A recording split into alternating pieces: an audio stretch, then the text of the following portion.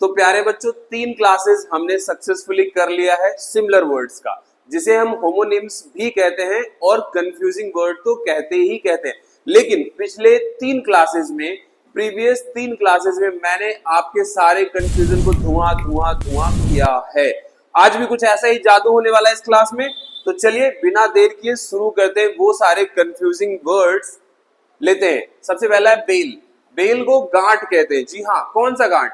एक तो छोटी रस्सी में जो गांठ होती है जिसे नॉट कहते हैं, डोंट डू दैट, ये थोड़ा सा अलग है। ये बेल का मतलब होता है बड़ी गांठ, यानी कि एक गठरी टाइप की जिसमें कोई सामान वगैरह रख करके गांठ मार देते हैं। अमूमन आमतौर पर ये कपड़े की गांठ वगैरह के रूप में कहा जाता है। तो समझेंगे फटाफट से एक एग्जांपल से। Cotton comes in large bales. जी हाँ, जो कॉटन होते हैं ना कपड़े, वो बड़ी बड़ी गांठों में बंद करके आता है।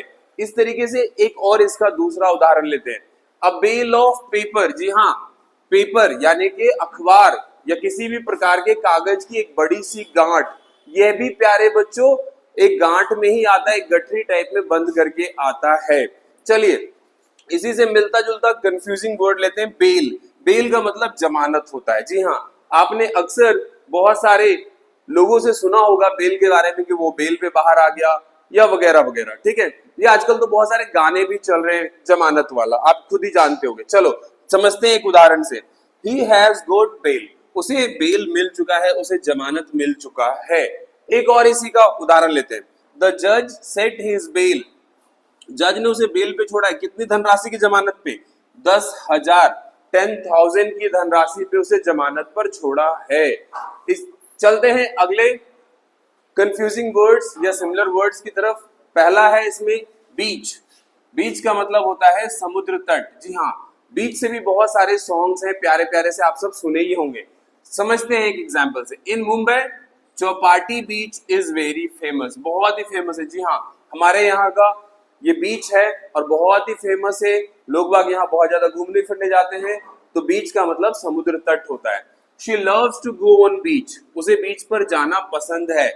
ठीक है प्यारे बच्चों, चलो इसी से मिलता जुलता confusing word similar words homonyms लेते हैं। अगला बीच, ये एक जंगली वृक्ष है। ठीक है, इसकी स्पेलिंग में डबल ECH है, यहाँ पे EACH है, तो ये ध्यान रखेंगे।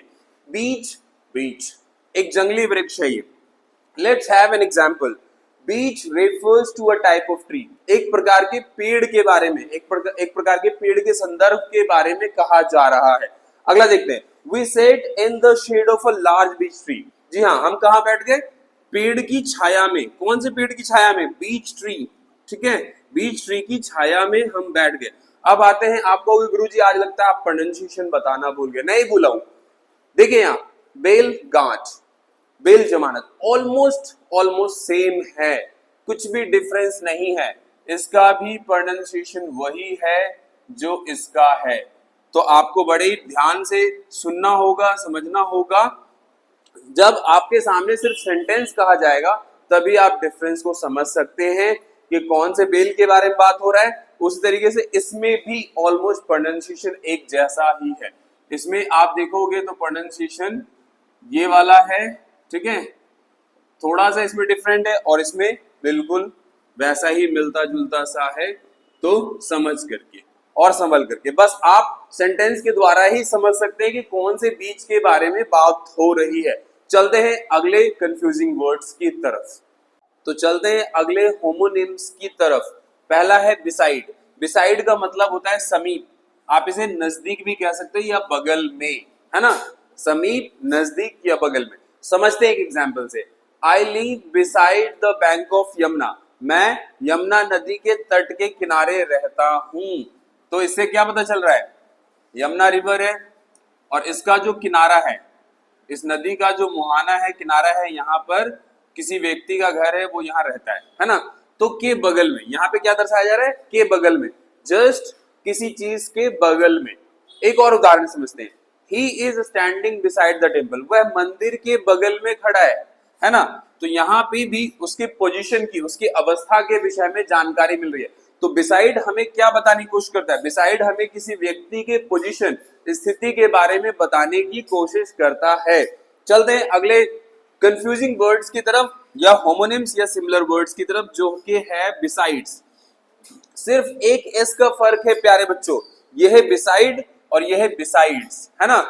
अब कहोगे सर ये इसमें एस लग गया है, पूरा का पूरा मीनिंग अर्थ सब चीज चेंज हो चुका है। जी हाँ, बिल्कुल सही। चिंता और चिता में सिर्फ एक बिंदु का फर्क होता है। ये देखो चिता, है ना, एक बिंदु लगा दूंगा तो चिंता, और बिंदी हटी तो चिता।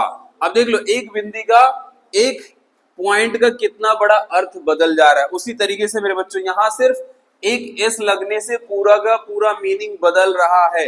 बिसाइड्स का मतलब को छोड़कर, के अलावा। देखिए एग्जाम्पल, बिसाइड्स रीटा, रीटा के अलावा, ऑल आर प्रेजेंट, सभी लोग उपस्थित है, यानी कि रीता वहां उपस्थित नहीं है, तो इसीलिए कहा जा रहा है besides Rita all are present, Rita को छोड़कर सभी लोग वहां पे क्या है, प्रेजेंट है, उपस्थित है। तो समझ रहे हैं। इसी तरीके से एक और एग्जांपल लेते हैं, आई हैव 4 मोर पेन्स, मेरे पास 4 और कलमें, बिसाइड दिस, यानी कि इस कलम की बात करूं मैं, इस मार्कर की बात करूं मैं, तो इसको छोड़ करके मेरे पास 4 मार्कर और भी हैं। तो देखिए एक एस लगने से कितना ज्यादा मीनिंग में बदलाव हो रहा है। ठीक है, इसे ध्यान रखिएगा, अदरवाइज गलती हो सकती है, you can commit the mistake, but don't worry, ध्यान से लिखिएगा, है ना। चलिए अगला, बर्थ, बर्थ जन्म, ये तो सभी जानते हैं, है ना। I was born on 2 Jan, जी हाँ, मेरा बर्थ 2 जैन का है, यानी कि मैं अपना बर्थडे सेलिब्रेट 2 जनवरी को करता हूं। हाँ, आप लोग मुझे विश कर सकते हो हैप्पी बर्थडे, है ना। आप लोग अपना भी कमेंट सेक्शन में बता दो क्या है डेट ऑफ बर्थ, मैं भी आपको विश कर दूंगा। ठीक है, चलिए अगले एग्जाम्पल की तरफ चलते हैं। The cow gave birth to a calf, गाय ने एक बछड़े को जन्म दिया। तो बर्थ, इसका मतलब यहां से साफ साफ पता चल रहा है जन्म देने की प्रक्रिया है, दिस इज अ वर्ब। अगला देखते हैं, बर्थ, रेल की सीट को कहते हैं प्यारे बच्चों, बिल्कुल मिलता जुलता प्रोनाउंसिएशन है। ठीक है, यहाँ पे ई है, यहाँ पे आई है, बस यही फर्क है, ध्यान से देखिएगा। रेल की सीट को कहते हैं, जैसे I have book this birth, मैंने इस सीट को बुक कर दिया है। जी हाँ, इस वाली सीट को मैंने बुक किया, सीट नंबर कितना 50, तो इस सीट को मैंने बुक किया है और इस सीट पे मैं ही बैठूंगा, अनलेस अंटिल मैं किसी बुजुर्ग को, किसी स्त्री को अलाउ नहीं कर देता हूं। तो रेल की सीट को बर्थ कहा जाता है। एक और एग्जांपल लेते हैं, she has reserved her birth, उसने अपना बर्थ, अपनी रेल की सीट रिजर्व कर दी है, और वो रिजर्व कर सकती है फर्स्ट कंपार्टमेंट में, सेकेंड क्लास स्लीपर में, थर्ड में, थर्ड एसी में, इस तरीके से। तो बर्थ और बर्थ में कितना ज्यादा फर्क है, आई होप आप बहुत ही अच्छे से समझ चुके होंगे। जल्दी ही मिलते हैं एक और अच्छे से वीडियो में, तब तक के लिए ऑल द बेस्ट।